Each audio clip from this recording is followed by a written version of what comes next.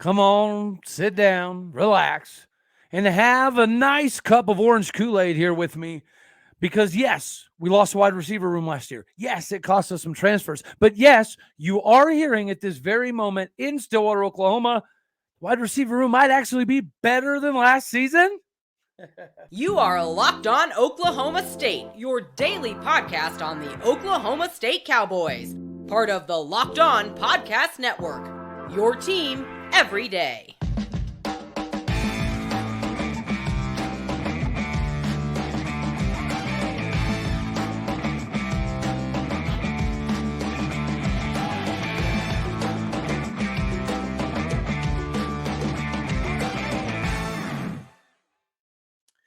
Howdy, y'all, and hello, all. Welcome back to Locked On Oklahoma State, your daily stop for all things Cowboy and Cowgirl related. My name is Cody Stovall. I want to thank you kindly for stopping by to make this your first listen here on Locked On Oklahoma State. We are available on all of your podcasting platforms as well as visually on YouTube. You can find me personally on Twitter at AllDayoState. Make sure you hit the like, the subscribe, the notification bell, ringy-dingy. And if you don't like it, hit the dislike and let me know in the comments what I could have done to make it a little bit better for you. All right. Today we're partially brought to you by FanDuel. And as everything kind of went south last season, again, you can go back and see when it happened. And a large part of it was because of what was happening in the locker room, what was said, what was not said, what was promised, what ended up, inevitably happening. It didn't work out well, okay? And it cost us some guys. We appear to be fixing those situations. And now we have a new class of wide receivers in. I mean, I say new. It's just a handful of transfers that have come in. And usually when you get transfers, you don't always know how they're going to fit into your system, if they're physically going to be ready to go from the very beginning. And usually there's a little bit of time for the marriage to work out the right way. Well, not always. DeZaun Stribling has come into Oklahoma State from Washington State. Yes, he was productive at Washington State. Yes, he put up pretty good numbers, but it's also a different type of system. And then now you take into consideration we're going back to a running old school style of system, right? Come stop us if you can. Put 9 in the box. We daggone dare you. That type of thing.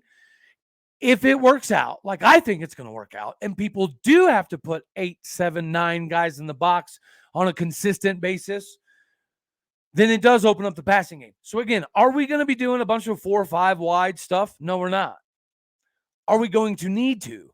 Probably not. Because if we're averaging over 4.5 yards a carry, which if anybody out there's a betting man, I love the scenarios we have for this season, right? I would put money on having at least 1,000-yard receiver this season. I would put money on having at least 2,500 yards rushing. I would put money on averaging over 4.5 yards a carry throughout the entirety of the season. I would also wager that there's too many positives for us not to win at least 9, 10 games. There it is. I definitely think that winning 9, 10 games is very, very, very likely. To me, we would have to completely poop down our legs and fall apart like we did last season for us to not win 10 games. I mean, I think 9-3 is very reasonable. I think 10-2 is very, very possible. And then you just like TCU last year. TCU is a good ball club.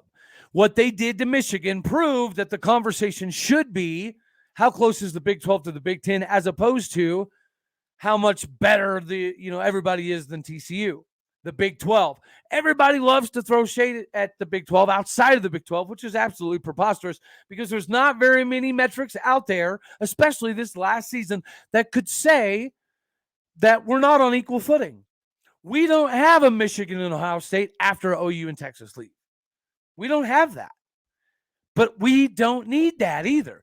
It's going to take W's, right, to get the respect we deserve. What happened to TCU in the national title game, it was very unfortunate because it did take a lot away from the success of TCU and the Big 12 in general. And it gave that argument of a lot of people would be like, see, look, the Big 12. But again, okay, cool. I'm fine with saying that the SEC is head and shoulders above everybody right now, even though we know that they're top heavy and the bottom half of the SEC couldn't even compete in the American. But at the end of the day, you've got to find a way. You got to find a way to have this conversation because it's legitimate. That the conversation is not about the SEC. The SEC is what it is. It's its own animal. Good for them. The Big Ten has more than SEC money. But the gap between the Big Ten and the Big 12, it's about, I don't know, this big. And for those of you listening on all of the podcasts, just imagine squeezing maybe a couple credit cards in between my fingers. That's the gap that I'm talking about. If we do those things, average 4.5 yards carry, have a 1,000-yard rusher, have a 1,000-yard receiver, it's going to open up the offense. And this is it. We're going to roll into wide receiver here because, again, I feel it's slightly disingenuous when somebody says wholeheartedly that we're better than we were at wide receiver last season. I don't think that's true at all. But I think there's a lot of merit in saying that we're overall deeper. I don't think it's our best position. I think that's definitely still safety, including depth. But the battle this year is a little bit different than last year. Last year was a lot of young guys, a lot of unproven. We did have to deal with a couple injuries. My issue with when we blame the injuries, right, when we blame like Jaden Bray getting injured very early on and being out for the season essentially, same thing happening with Blaine Green. You're telling me that as deep as we were and as how much just pure talent we had at wide receiver, that your game planning completely fell by the wayside when we lost a couple guys. And I understand how good Blaine Green and Jaden Bray are going to be. But it's a silly argument. It's an absolutely silly argument. Another thing that would be silly is if somebody out there wasn't hooked up with FanDuel yet. Guys, there's reasons that it's America's number one sports book, right? There's a reason it's number one sports book betting partner. There's a reason that they're the official sports betting partner of multiple major league organizations. Whenever you get onto FanDuel, especially right now with the NBA playoffs going on, our new customers, we're still rocking and rolling with you to hook you up with that no sweat first bet. It's up to $1,000 back in bonus bets if your first bet does not win.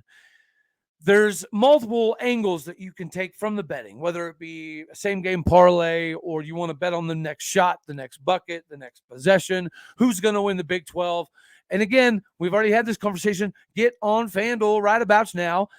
And as soon as it drops with the spread all over the place for Oklahoma State over-under is about 7. And bet the over.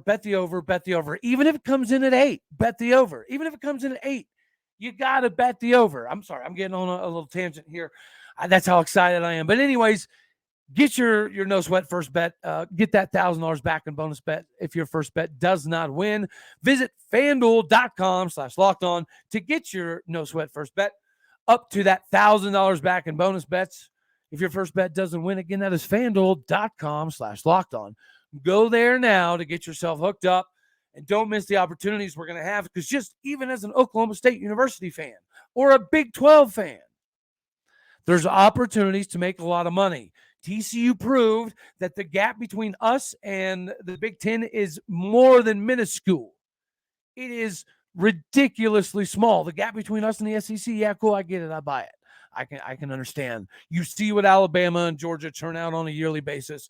They're NFL teams. They're glorified, or I guess not as glorified NFL teams. It is absolutely preposterous what their rosters look like. But again, you hear all the time about the gap between the Big 12 and everybody else. And blah, blah, blah, blah. The Pac-12 is nothing, right? The dead conference walking. It's cute and it's fun that they're still trying and they're trying to do the streaming. And well, I mean, I dig it. I think it's cute. I love it. But it's not a conversation. There's no longer a debate between the Big 12 and the Pac-12. It's stupid. There's not a debate between the Big 12 and the ACC either, because the ACC is what? Clemson. That's it. That's the ACC. So the success of the conference is predicated upon one team. And do not give me the, well, OU won the Big 12 a bunch and yada, yada, because that's very, very true. And I do think that was some of the negative connotation put on the Big 12 in general was because of OU. Like, you got to tip your cap and say, yes, they were the best. They kept winning. They kept winning. They kept winning. They kept getting themselves into the conversation or into the Final Four and having Heisman quarterbacks on a continuous basis. You got to give them up for that. But on the flip side, everybody was like, that's the Big 12. They can get somewhere, but they'll never win anything. That's the perception of the Big 12. So we just have to break down that door. But my only point, I'm sorry for the rant, sorry for the tangent, is don't let people have you get hung up on this idea, this fallacy that there's a significant difference between the Big 12 and the Big 10. It's about production, and production leads to dollars. I get that. They have more dollars. They do not have more production, nor are they going to have more production moving forward. They could invite half the ACC to the Big 10. I don't give 13 hoots, because we're not even talking about having Arizona, Colorado, Arizona State, and maybe those bum sniffing Utah. I just throw it out there, okay? Utah. I can't stand how pretentious their fan base is. It's just it's utterly mind-blowing to me. Anyways, let's get back to the point. I'm so sorry. Wide receiver. Yes. Okay. Again, we've seen a couple things out there stating that we're better than last season. Again, I don't see that. Talent last year was stupid. Young, yes. We're not as talented as we were last year. But we've got guys in that know what to do. They know how to do it. People like Alan Bowman and Leon Johnson III and Arland Bruce have come in and learned the playbook remarkably quick. But again, the simplification process that we've done across the board, yeah, of course that helps. But this season's going to be interesting. Because, again, if we're doing what I think we're going to do, average 4.5 yards a carry, yada, yada, yada, yada, it is going to force defenses to play more in the box. You're not going to be able to run your fun little traditional 3-3-5 24/7 if we're running the ball for darn near 5-6 yards a carry during the game. You're not going to be able to do that. You can still run your 3-3-5, but let's face the music. That Rover guy, the Kendall Daniels that we have, whoever that guy is for your team, he's going to end up being a linebacker or a pseudo Von Miller-esque Colin Oliver rotational guy that just has to move all over the field. If that happens, it does what? It opens up the pass game. Right? This is not rocket science. I'm not telling y'all anything you don't already know. But it's different when you see it in action. And I'll admit, I was a little skeptical about Arland Bruce being able to step in immediately. It appears as though he has. Leon Johnson, we knew when you're a 6'5", 235 mountain of a man that is being told by NFL scouts that you are way too good for this level. You're a D1 dude. Go get your hiney in D1. We're lucky to have Leon Johnson III, and he's rocking number 17, my favorite number of all time. Thank you, R.W. McCorders. Thank you, Jimbo McAuliffe, T.D. Bryant. The list goes on and on and on. Ironically enough, you couldn't be number 17 in basketball back then. I don't know if people remember that, or maybe I'm just misremembering. But if I recall correctly, you could only have a number that the ref could use one hand to call the foul for. Clearly, the NBA, that was never a thing. But I was pretty sure in the lower levels that I 100% recall hearing that and that being the thing. Anyways, we knew him coming in. He was going to be an asset, right? Even if it was just another Marcel Aitman red zone type of guy, which he's 100% that. Now, I don't think he's going to be necessarily relegated purely to that as the season goes on, because when he first got here, our DBs were blown away. Like, they legitimately had difficulty figuring out how they were going to handle him, right? They had to have conversations about how to handle the new dude. They figured some stuff out, right? And he tapered off a little bit, but he still looked good. He's rocking the right number. And if you're 6'6", 6'5", there's some publications say 6'6" as well.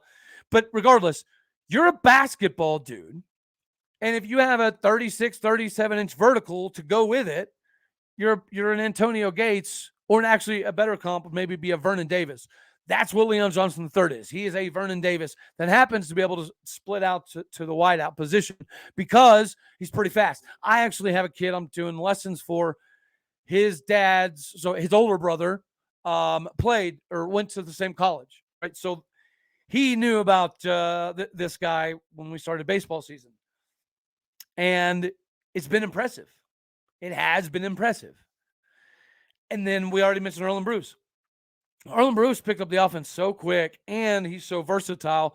Again, I've heard like people like RA make, or maybe even Gundy, make comps to like a John Paul Richardson. I don't see that whatsoever in film. To me, he's a David Glidden, he's a Josh Cooper, but he also has the ability to line up in the backfield just to maybe to add confusion, double reverse, triple reverse, throw back to the quarterback, whatever it may be. We're already utilizing him in that role right now, which means we're going to be utilizing him during the season in that role. He's that extra eye candy, right? We know what Brennen Presley is. We know who BP is, and he's going to continue to be that guy, Mr. Reliable, the contortion artist that does crazy acrobatic stuff with his body on a daily basis. He's the guy that bails out quarterbacks.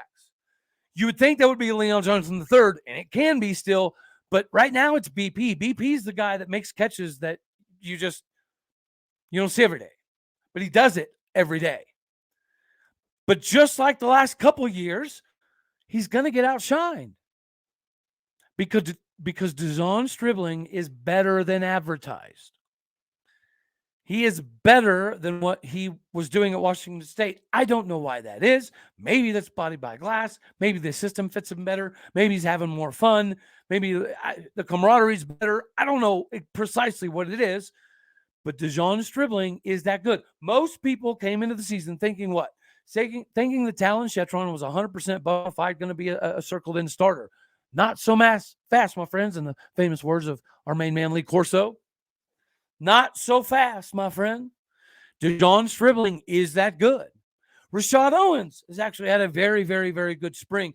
Rashad Owens is an interesting story to me, kind of like Langston Anderson. You always saw the talent. When I watched high school film, whenever he committed, I was in love. And, we wish Langston the best. But Rashad, he stuck around. And he's played every single position that involves catching the football. He's played the pseudo tight end and cowboy back. He's played Z receiver. He's played X receiver. He's played slot. He is the Swiss Army knife of the wide receiver core. So you want to see that get paid off? Well, this spring, thus far, it has been paying off for him. He's a solid 2 guy, but he's a 2 guy that's going to get a lot of snaps, right? The idea here is if you have enough dudes, and I understand, again, so this is me in defense of what Casey Dunn's kind of getting at. When you have enough dudes that you don't have concerns, you can rotate so that way everybody's at full speed 24/7. If you don't have that, then you're put in a position that you have to put somebody like a Tay Martin out on the field, and he gets an exorbitant amount of snaps that, you really don't want to give him that many. You want him to rest. Maybe, remember he had a little hamstring lingering thing that we were trying to monitor. But instead of that, you have this constant rotation of guys that you just cannot handle. And it appears as though that's what we have. You're not stopping Jaden Bray. It's not happening. If you're an O State fan and you want to go back and remember the Des Bryant times, the Justin Blackmon times, the Tylan Wallace times, Tay Martin put up 1,100 yards, y'all. So, you got to give credit where credit's due there. Jaden Bray is that guy. So I understand what it felt like not having him. But again, game planning and understanding your roster and how to get the most out of your roster, we didn't do that last year. It's because we lost the room.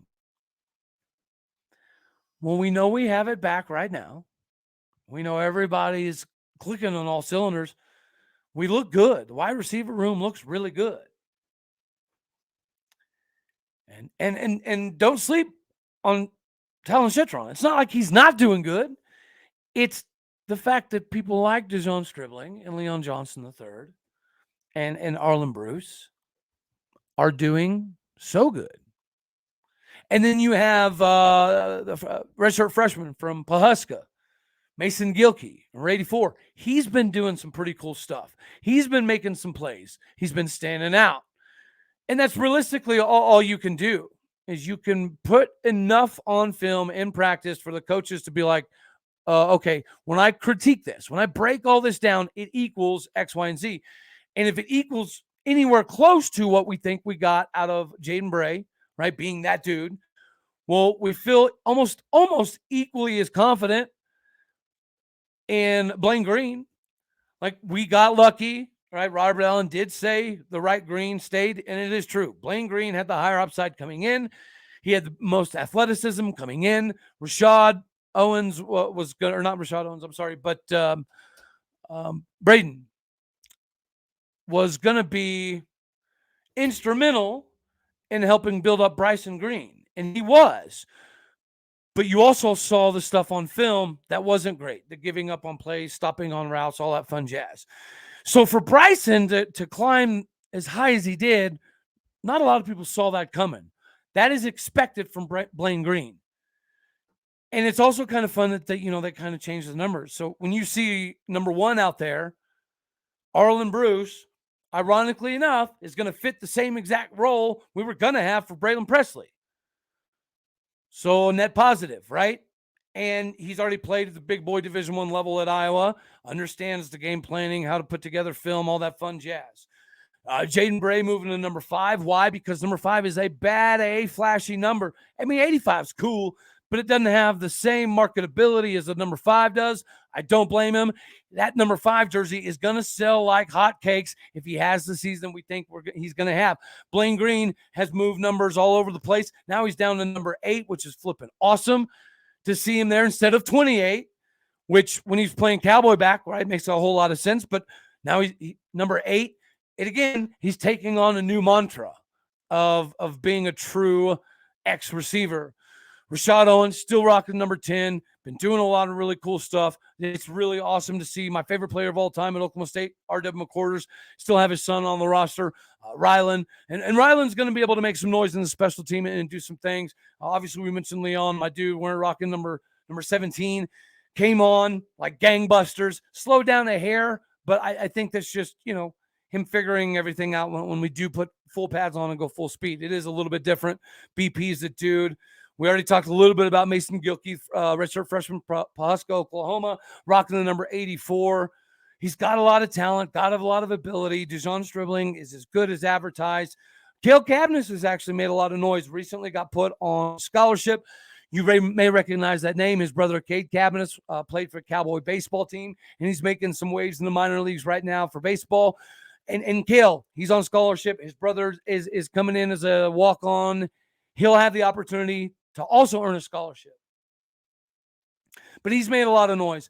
And Cale Cabbiness is kind of like Rashad Owens in the fact that he can play almost every position. You could possibly say the same about Blaine Green, although Blaine Green probably wouldn't suit perfect in a slot receiver role, but a Z, X, tight end, Cowboy back type of situation, easily doable. So when you hear that this year we are better at wide receiver, I think that's going a hair too far. But when you hear that collectively we might be better off, as odd as that sounds to put together, that might be true. I don't think we're better talent-wise, athletically, but I do think we're in a better spot. And with the simplification, if the big hog mollies can turn into the Barry Thurman era war pigs, and we do average that 4.5 plus yards a carry, what we do on the outsides, it's going to be fun. We're going to be good enough this year where you have to respect both. That wasn't the case last year. We have to call a spade. Last year, teams knew we couldn't run the daggone ball. Last year, teams knew that Dominic Richardson didn't have a lot of open field vision. So last year, teams knew that if you could get him clogged up pretty quick, he wasn't going to fall backwards, but he wasn't going to bust anything either. Not the case this year. Elijah Collins, he's busted it for 98 yards in scrimmages this spring, as has our guy, Jaden Nixon, not quite 98 yards, but 86 yards, 82 yards, 71 yards. This has happened all the time. Jaden Nixon and Elijah Collins are busting 80, 60, 70, 90 yarders on a pretty regular basis. Ollie Gordon, he's that guy, right? Don't get it twisted. But the last scrimmage, very first play he kind of got rolled up on a little funky. So, for precautionary reasons, we're not like overexerting him, and we don't need to either. And that alone, what we have at running back is going to open up so many possibilities for the wide receiver core, which is very, very, very good. Again, are we as fast, young, quick, and talented as last year? Probably not. But as a whole, do we have a better group that's more versatile, that's more mature, that understands everything a little bit better, understands the concepts between man and zone and when to sit down for your quarterback, and when the quarterback's going to lead you to the outside shoulder or the inside shoulder? It's not necessarily a bad pass. Sometimes the quarterback's trying to lead you away from getting your head knocked off. They already understand all that. And it appears to be showing up on the field. And I would be remiss before we got out of here. Cowboy baseball, good job. Had one game canceled up in Michigan, but we got the two games that were played. We got the W. Don't look great still yet, but we're about to jump back into Big 12 play, and we're going to have the opportunity in Big 12 play to pad the stat sheet a little bit. And it is crazy to think, guys, but we're still in the Big 12 title race. It's been wild this last week and a half, 2 weeks. Everybody at the top has been losing. Us, Tech, Texas. It's been a wild ride. So K-State's in the mix. West Virginia's in the mix. It's going to be a fun ending to the season, but we're right back in the thick of winning a regular season Big 12 title, which, as we said last week, it was possible, but it was going to take some major upsets. And those major upsets actually happened over the weekend. So it's a wild time, and the Cowboys have a shot to get hot at the right time to get rolling into the regional. O'Brate Stadium, the nicest facility in the United States of America for any college baseball player, was designed and built to host super regionals. Host regional, host super regional, go to them all. That's the ticket at O'Brate. That's why it was built. We need to get to it. We need to flip and frack and do it. Softball, we look really weird, really weird. Yes, we run-ruled Texas Tech the last game of the series, but that's a series we should sweep. Getting swept by anybody, I didn't think was a possibility whatsoever. But we did. We got swept by Texas. And then we dropped a game to Texas Tech. Yes, we won the series, but we're losing games that we don't lose. We're losing games this year that we haven't really lost traditionally in the last couple of years. So, it's weird. In baseball, you see the problem. You know precisely what's happening. The pitching situation, what the heck Rob Walden's looking at, it is what it is. You don't have that same thing in softball. Softball's a little bit more perplexing. And now we get geared up for the big, bad mamma jamma that is the Bama of softball. OU's coming up right around the corner. Got a couple games to get right before that takes place, but it's coming. And we're not looking so hot. So hopefully we can get it figured out. Let me know down in the comments what you think maybe the problem is. Also, let me know down in the comments who you think is going to be the MVP wide receiver this season. Do we have a Blitnikoff Award winner on the roster? Yes or no? Let me know. All righty, y'all. That's all we got for this one. As always, I love you all. God bless. Go Pokes. And until the next one. All righty, y'all. Later.